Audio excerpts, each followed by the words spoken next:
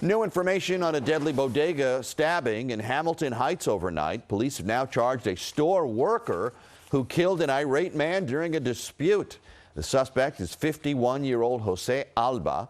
Investigators say he stabbed 37-year-old Austin Simon twice in the chest and once in the neck. Simon apparently went to the store angry that his girlfriend said Alba was rude to her.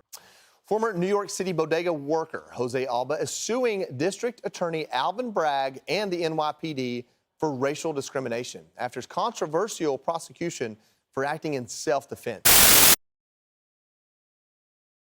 A bodega worker in New York gets assaulted, shoved, pushed around, and stabbed by a 35-year-old ex-con.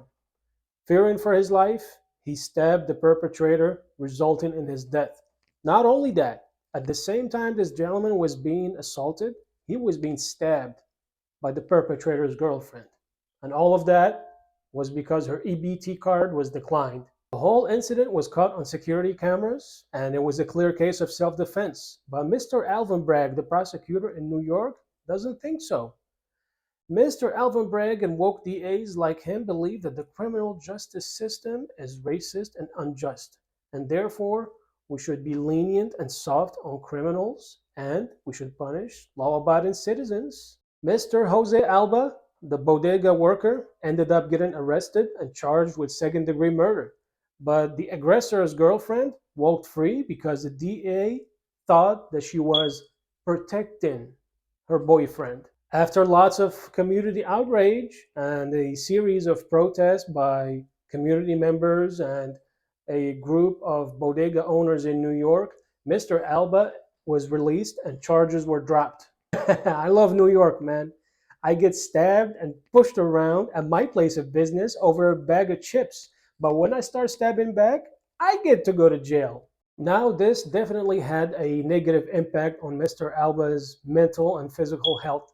And that's why he sued Mr. Bragg and others over this whole treatment, because he spent like days in jail with minimal treatment, and all of that because the man defended himself. Rogue prosecutors funded by George Soros, they silence and punish the victim and reward and protect the criminal. They believe that the criminal is the actual victim, a victim of an unjust criminal justice system, a system that is designed to hold them down and put them in prison just for existing or their skin color or whatever. And therefore, they should not be prosecuted.